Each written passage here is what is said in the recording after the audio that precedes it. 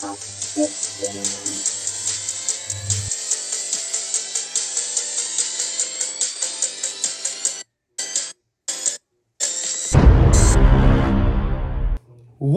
is going on, everybody? It is your boy, your man, Stokesy Gimmel 331. Back at it with another review. And yesterday, I was able to check out Lisa Frankenstein in theaters, and I'm going to be reviewing Lisa Frankenstein.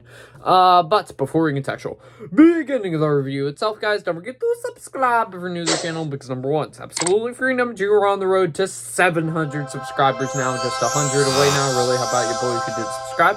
Also, if you missed my previous toxic movie reviews I've done in the past, they're in a playlist on my YouTube channel. If you'd like to check that one out, also don't forget to like the video as well, because let me know that you do like my toxic movie reviews, and help with YouTube algorithm recommend a bit more. And do feel free to comment your thoughts on Lisa Frankenstein down below. But before we get to actual review itself as well, let's give a quick plot synopsis, shall we? So transition on shows. A misunderstood teenager and a reanimated Victorian corpse embark on a murderous journey together to find love, happiness, and a few missing body parts. Okay, so going into this one, I had no clue what I was expecting, to be honest with you. The trailers seemed fun enough, but I didn't know if this was going to be a good movie or a bad movie. And as before I saw the movie itself, I learned a couple things about it. It had Kathryn Newton, which I think she's a really good actress and a good up-and-coming actress. Also has Cole Sprout, aka one of the, I think it's, Zach. I think. I forgot which one was which. But it's one of the Zach and Cody brothers from Sweet Life, if you guys watch Disney Channel, as this creature thing. And seemed interesting. So I went to check it out yesterday, and let's just get into the actual review itself, guys, shall we? And for all of our reviews here, we always start off with the good. And starting off with the good, we have the 80s-like set design. I thought the set design for this was phenomenal. It really did bring that 80s atmosphere to the movie. They have a bunch of cool houses that do look like they're from the 80s. They have a whole entire 80s soundtrack, which we'll get to that a little bit later. They have the 80s clothes and stuff. It was just really cool to see an 80s set design, and it was really good in this one. Another positive is Zelda Williams' direction as director. I thought she was a phenomenal director in this. This, I believe, is my first movie of hers that I've watched that she is a director, and she's Robin Williams' daughter, for those who do not know. And I thought she was really good in this, and yeah, she was a good director for this.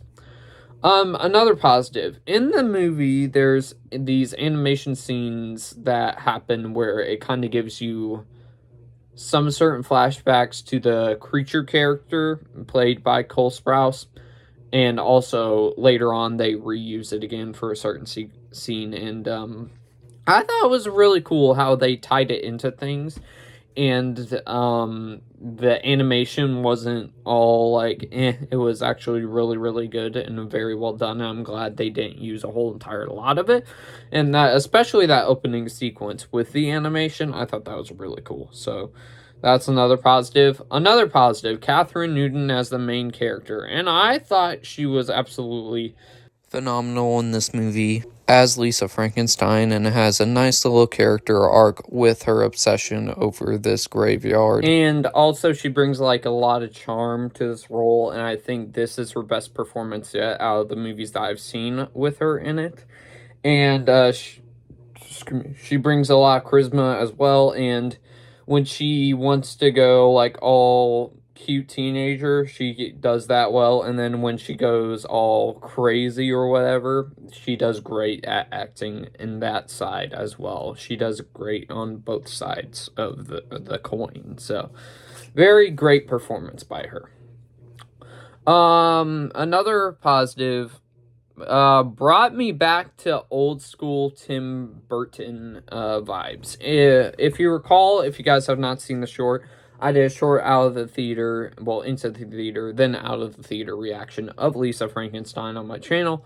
And before I walked into the theater, I had heard that it does bring old school, like, Tim Burton vibes, and I'm a big Tim Burton fan. I love almost every single one of his movies. I think I've seen, like, I love Beetlejuice. I love both the Batman movies with Michael Keaton, Corpse Ride, Nightmare Before Christmas. Corpse Ride I like, but I love all the other ones, and I think he's really good. And this one, if I were to, so basically, if I were to tell someone the plot of this movie in, like, short form, I would say it's Tim Burton's version of either Encino Man or a modern, more comedic take on Edward Scissorhands. That's what I would say, and it brings some Tim Burton vibes there. So I loved those vibes. Another positive, the soundtrack. So usually for most of the movies that, like, adapt the 80s from nowadays, it's a common theme where they use most of the same songs every single time, and it's not their bad songs, it's just, can we hear some other 80s songs? And then this one, I feel as if they do a better job of choosing other 80s songs that haven't been used a whole entire lot, so they do a good job of doing that. Another positive, the comedy. I thought most of the humor in this was really funny. I'm not spoiling anything, but during some certain sequences, it's, like, weird. How do I say this? It's kind of gross out humor, but it's funny, really funny. Another positive, the makeup effects for Cole Sprouse as the creature was really well done in here as well. I loved what they did with his makeup, how he kind of starts to, like, turn more human with his dead face or whatever. They did really great on that. The fun PG-13 gore, even though most of the gore is cut away, it is a fun amount of gore for horror movie fans. And final positive here, and also the romance angle. I thought the romance angle was cute. Was it the best romance angle in all of cinema? No. But it was cute. Alright, so that is the good.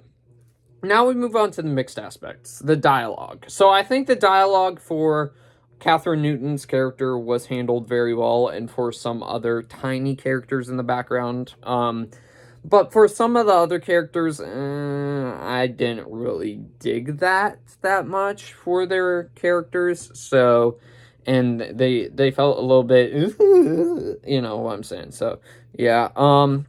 Another mixed aspect, this might shock some people, but I have Cole Sprouse as the creature in here. And I think he acts the part well, it's just that. Thought that the dialogue was, I feel like he could have gotten more things to say in this movie, because most of this movie, he's just a mute or in grunts and goes, like that most of the time.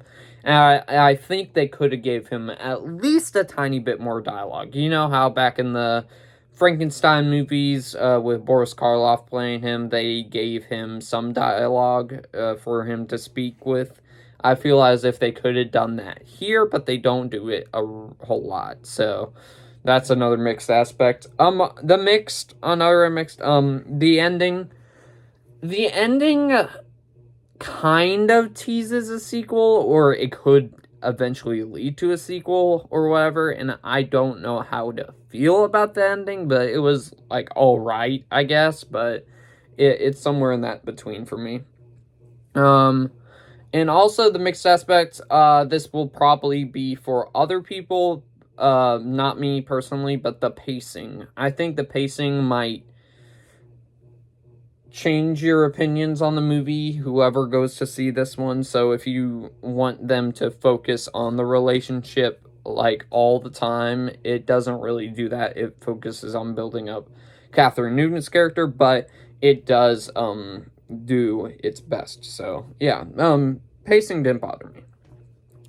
Now, unfortunately, we move on to the bad. bad.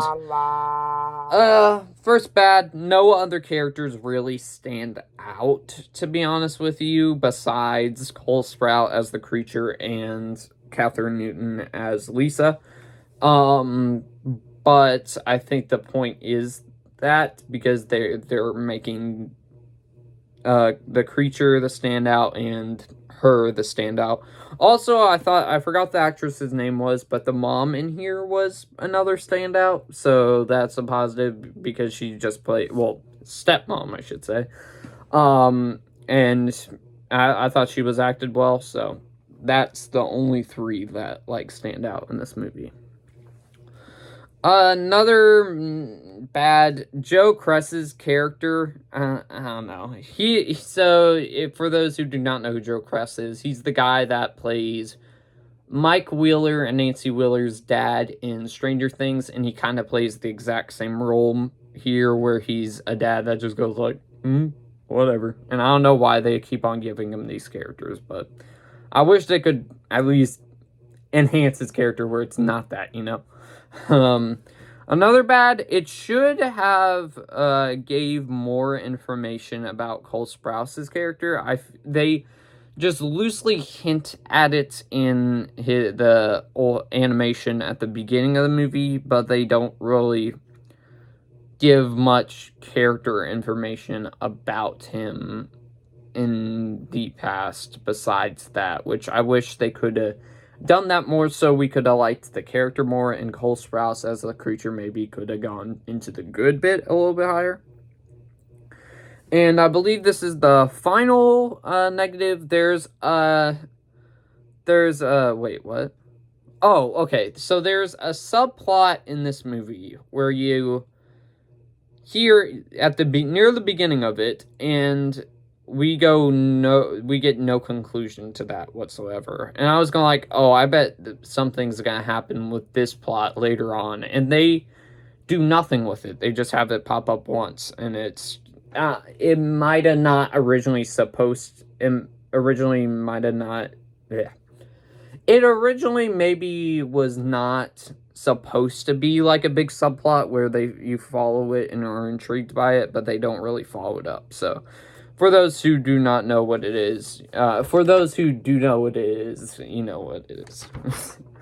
But with that being said, guys, that is my review of Lisa Frankenstein, and let's bring out the toxic mix. And I will give this a toxic goodness, a B+. And I think this was one of the biggest surprises this year, honestly. I really thoroughly enjoyed this one. This one might be my favorite movie of the year right now, but it will probably change over time.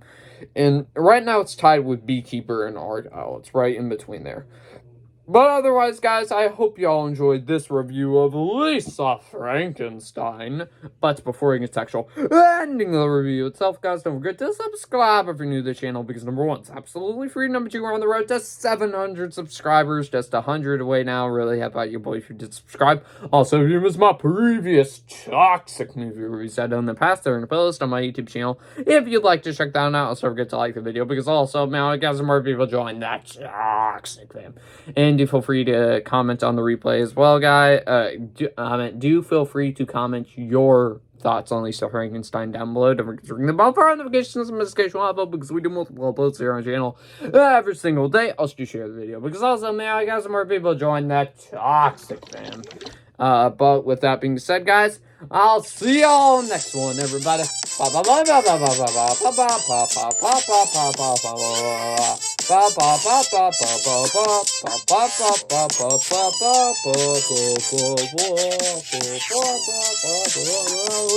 Peace.